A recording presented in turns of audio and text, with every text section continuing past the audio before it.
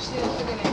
I like it. Okay guys, today we're going to talk about dictionary entries and what the brackets mean for dictionary entries.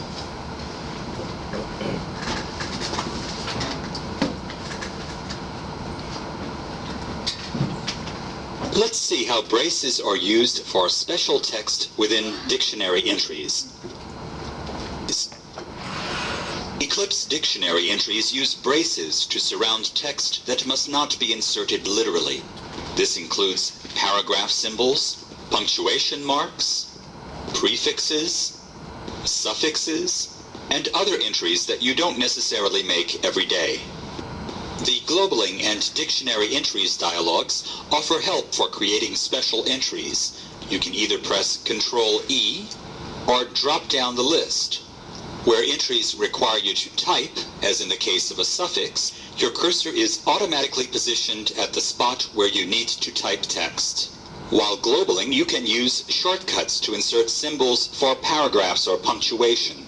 Thus, F2 opens the speaker list so you can choose a name that's already there, or insert a new one. F3 inserts the symbol for a question, and F4 an answer. To insert the symbol for a comma, press Control comma. Likewise, Control period. For a quick question mark, press Control slash.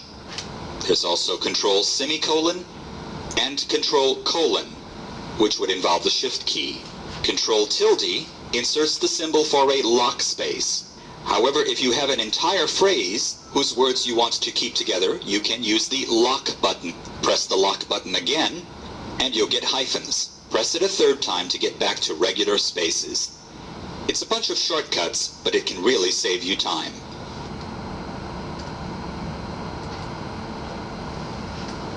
Not real hard stuff there, but very good information, you know, for when you're putting stuff in.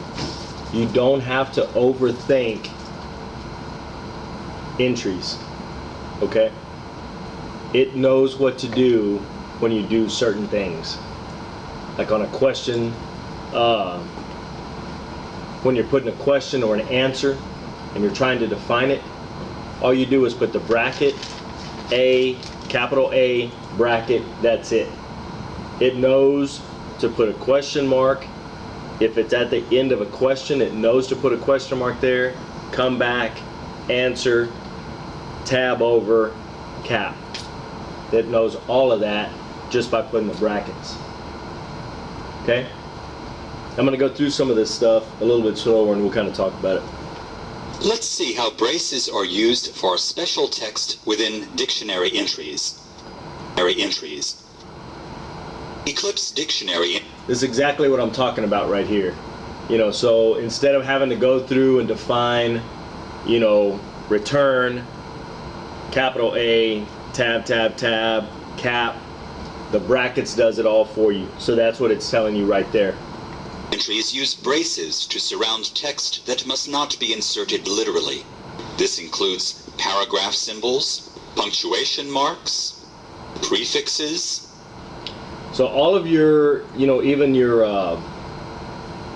punctuation, you know, stuff like that, and it knows with the brackets, like on a prefix like this, it's going to know, one, that it's going to go with the word. That's what the brackets means. Two, the caret puts it together with the word. You have to be real careful. I think I've kind of explained this to you guys, and if I haven't, then you have to be real careful where you put this caret, because in front of it makes it a prefix, behind it makes it a suffix. So if you put in the wrong place and you meant it for something else, it's going to be messed up. So you have to be real careful about where you put it, okay? Prefixes, suffixes. See how the suffixes is in front of it instead of behind it, after the word? And other entries that you don't necessarily make every day. The Globaling and Dictionary Entries dialogues offer help for creating special entries. Globaling and Dictionary Entries dialogues offer help for creating special entries. You can either press Control E or... Y'all understand what it's telling you there? If you have questions about what goes where, do Control E. Or drop down in this box right here, drop down and bring up these special entries and it'll tell you. All of you guys get in some kind of a job or something. Just open something up, even if it's an old test or whatever. We're not going to do.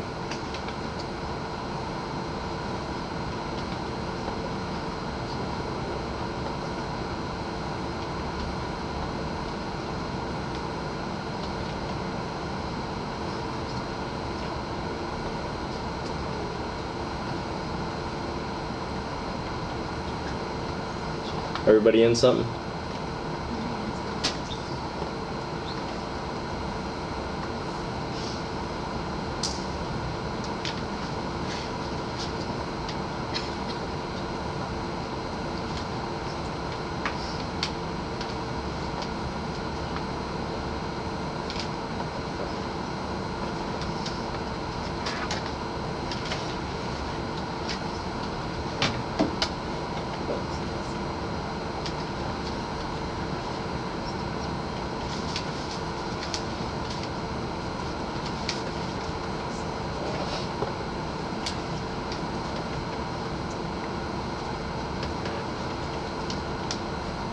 Are y'all in? Highlight something. Control G. It doesn't matter where, just Control G at the beginning of a word.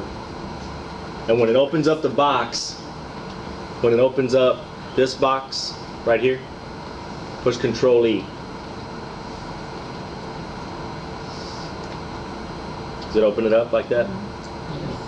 That's what it tells you how to do. Yeah. So if you ever have questions about how to set it up, that's how you do it.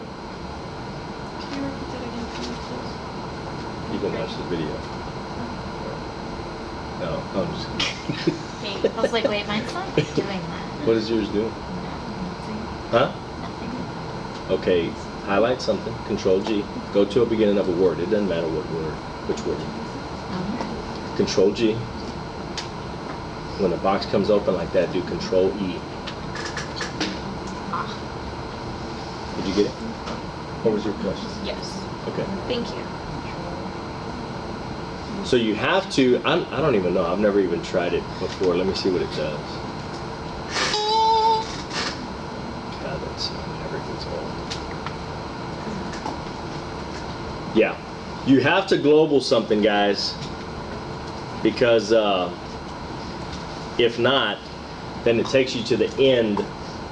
It'll take you to the end of wherever you are. So if you do Control E, it takes you to the end of that document.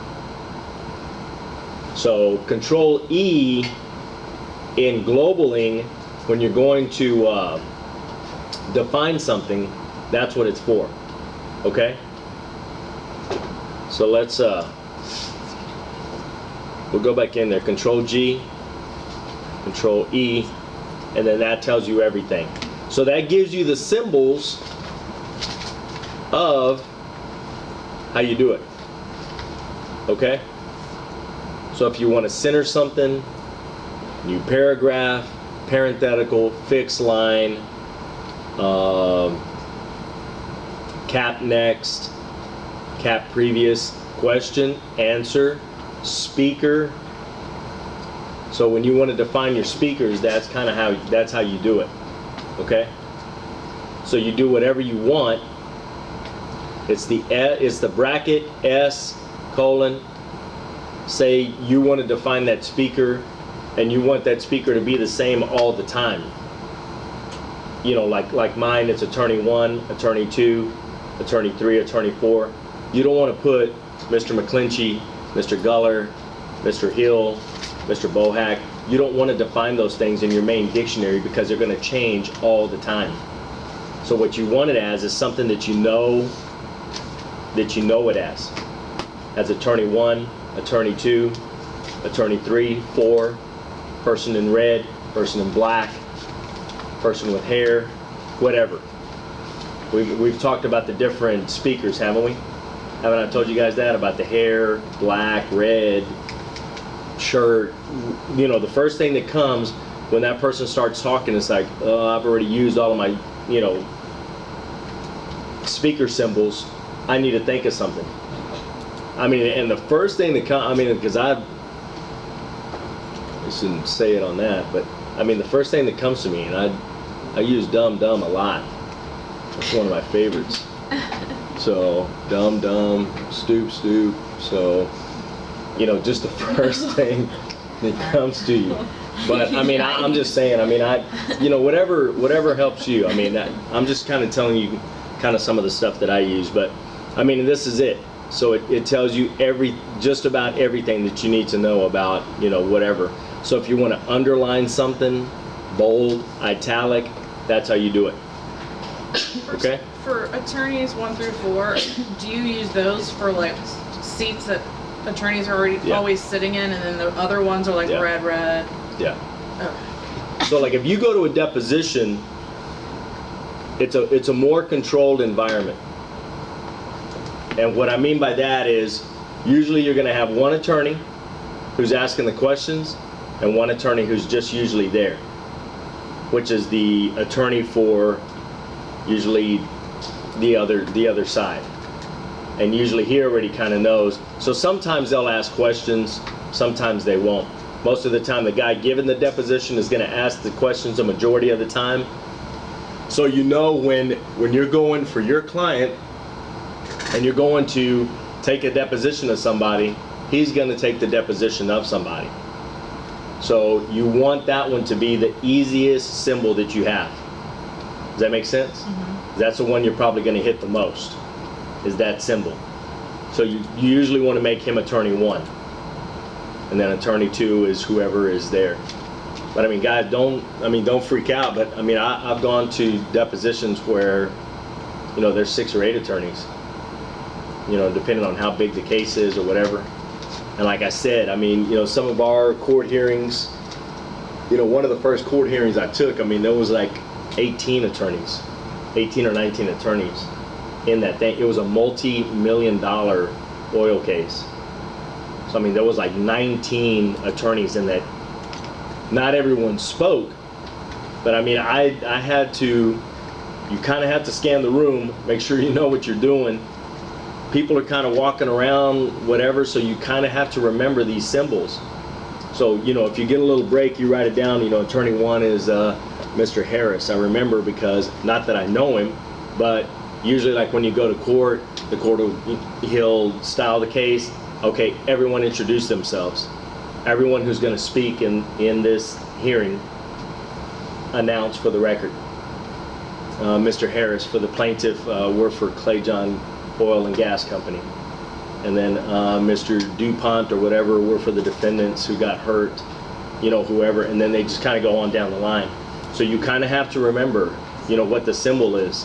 It's really important, guys, because if you get somebody's name wrong, you can really mess things up. But we're kind of getting off track here a little bit, but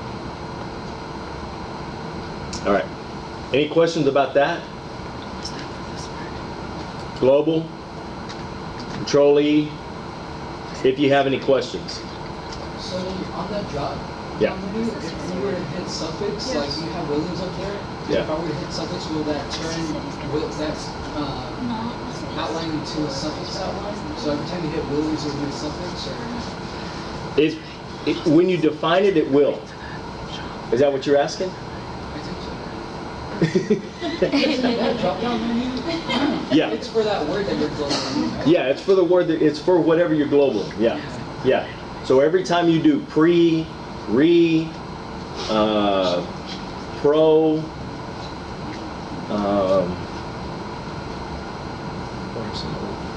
I mean, any prefix you can think of, and you know that it's a prefix and it's something that you don't, that it's not going to conflict with something else, then you want to define it. even if it's in the middle of a word, you know, Dis. excuse me, Dis. predis? Tree is not another prefix. Oh, You're yeah. trying to think about the prefixes. Oh yeah, yeah, dis, you know, all of those. What's that? Try, all of those. So you know that it's going to, because like TRY, I don't know how y'all do it, but it's TR long I for me. That's what it is. TRI is my prefix, okay? So you know that you're not going to use TRY ever as TR, you know, TR just I when you're hitting it on your machine. That probably wasn't a good way of explaining it. TRI as a prefix, you're never gonna stroke it as TR long I, is what I'm saying. You know, that's always gonna be, you know, TRY. So when you have questions about it, you know, like, God, I don't remember how to do a prefix or a suffix. That's how you go to that, and it'll tell you how to do it. You don't have to go back to the tutorial lesson and, you know, redo the whole lesson. Okay? Any other questions? Anyone? Drop down the list. Where entries require you to type, as in the case of a suffix, your cursor is automatically positioned at the spot where you need to type text. While globaling, you can use shortcuts. You understand what it was saying there? So when you go to that box, like for a prefix, it's going to automatically set up for you, and it's going to put the cursor where it needs to go. And then you just start typing. That's all you do. Okay? It's pretty neat. It's pretty neat. So like speakers, all of that stuff, it's going to put the cursor where it needs to go, set it up the way that it needs to be. Okay? To insert symbols for paragraphs or punctuation. Thus, F2 opens the speaker list, so you can choose a name that's already there. Do you understand what it's telling you there? That's a little, it might be a little confusing for you guys, because I don't really know if y'all know about the speaker list or not. Not really. But, you know, say you want to, in a second, say you want to define this. Thus, F2. That right there is your attorney 1. Or speaker 1. Whatever. Well, you still need to set it up. They didn't do a real good job of setting it up anyway. But it should be set up already in the brackets. So when it comes up in your transcript, it already comes up as a parenthetical. So it's already tabbed over. It already knows that it's a parenthetical, and it's not, you know, like a fixed line way over on the left-hand side. Am I speaking Spanish to you guys? I mean, do y'all understand what I'm saying? When I'm talking about parenthetical, colloquy, it's a thing that's moved over. This is what it is. This right here. It's set up just like this, with your speakers set over, stuff like that. That's what I'm talking about, okay? So it already knows to do that, so you shouldn't really have to be here. But say you stroked it wrong. Say you stroked it SKWHRAO. Does it really conflict with something that you have other than that? Probably not. So I'd probably put it in my dictionary as a speaker until it comes up as something that you might use. Then you can change it. You can change it around if you finally come up with a word or you know, some kind of symbol or whatever. But you know, you want to put it in your dictionary, because you'll be surprised how many different ways you can stroke, especially like the answer symbol. There's 7 letters in it.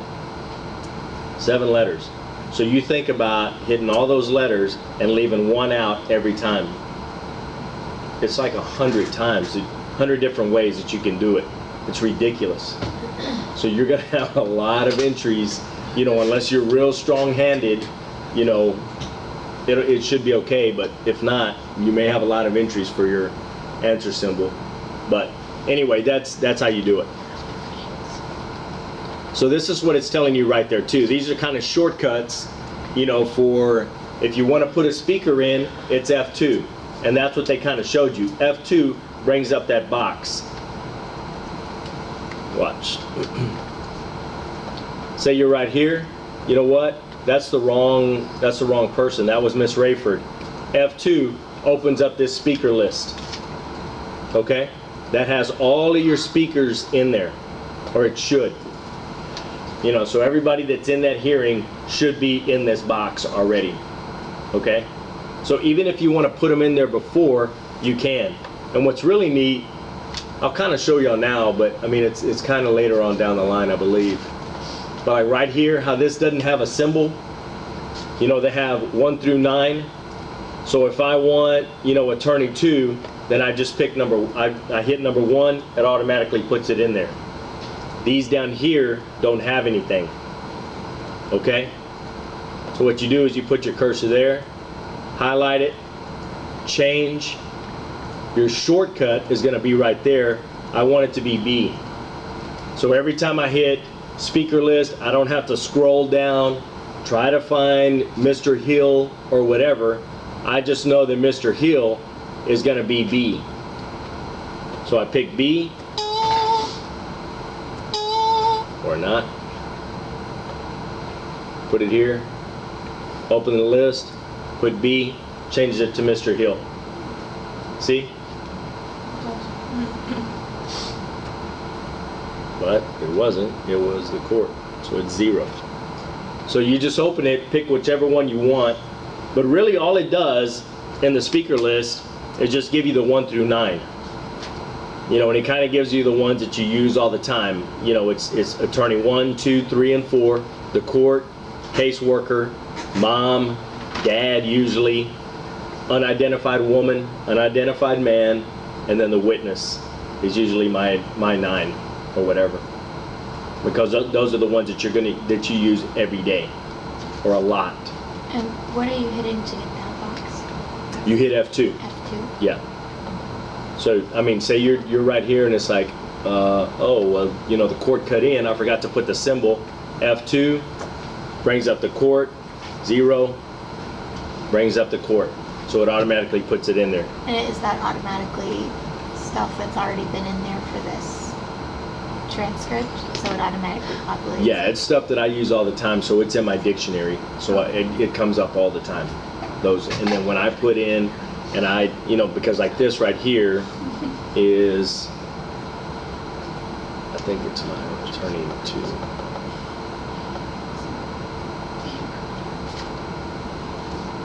It's not showing on my notes thing, but that's usually attorney 2. Okay. Right there.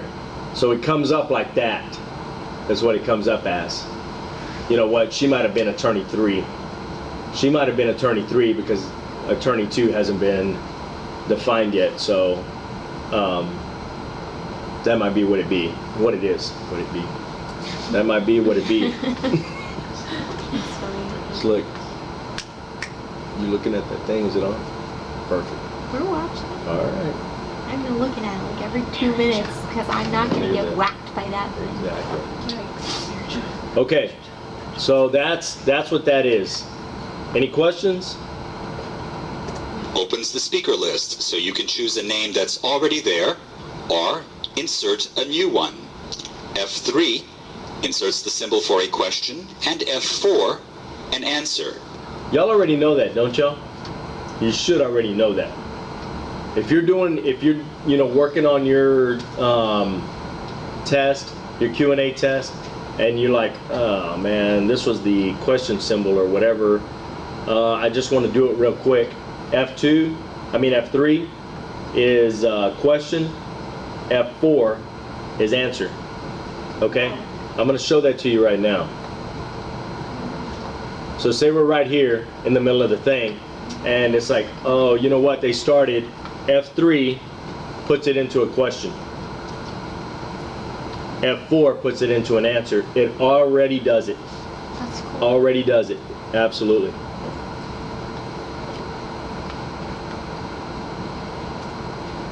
Did y'all get that? Everyone? Yes. Just F3? Just get into a job that you can kind of mess up. Like, doesn't it have to be a real-time job, or can it just do it on Any job. Any job. Because we're in the job, we're just like in like, that we just don't have real time like that. And it doesn't. Oh yeah, you need to be in it. This is just our notes, like once we get test. I'm not hooked on, I don't do it real time yet. Okay, and that's fine. You don't have anything that's typed up? You sure? I'm positive. I don't use real time. It is, but I mean, when you type up your test, have you Oh, I typed write up? it. Oh, you do? Oh, okay. Well, because I've been having trouble with my real time for some reason. Like, I'll stroke A, like let's say A bad dog. Like, I know, like on my notes here, I have A. And, but on real time, it's like, it doesn't pick up the A and it goes up to bad dog. If, like on my notes here, my steno notes, Next time, it will say A next time bad say dog. that and bring it and let me look at it, because it may just be the way it's defined. You know, it's just defined wrong or something, and it's skipping over that word. So sometimes it'll put things together. So we'll have to look at that, but I mean, but if So you when have a you do a specific. job, you have to type it out, Mhm. like on that. You know how Mara does it? She uses Word to type it out? No, she just goes on real time. No, I don't know. I just copy and pasted it to my flash drive and print it. Like, how do you mean by copy and paste? Oh, the real time. But you do it on real time. I have my notes to look at. And then you just type Okay, guys, I don't really get it, and I'm not making fun. No, you're fine. I don't really get it. You should be on that computer doing real time every time. Every time. Bring your machine next week. We're gonna set it up and we're gonna do it. We're gonna figure it out. Because we're not doing that anymore. You're not gonna do your tests, typing it out anymore. That's a whole part of learning the software. That's a whole part. So don't be embarrassed about, saying, that you do things a certain way. That's why you're taking this class, guys, to find out. You're doing it the long way. And we're gonna fix that, okay? Alright. Don't worry about it. We're gonna fix that. Thank you. Okay? So bring your machines next week. We're gonna mess with that a little bit next week. Okay, thank you. Question? Anyone? Question? But that's how you do it. So when you get in this thing right here and you're doing, real time, whether you're typing it out or not, and it's in Eclipse, you can do it. Now, if you're just in Word, it's not gonna do it, okay? But if you're in Eclipse, it's gonna do it. F3 is always question, F4 is always answer.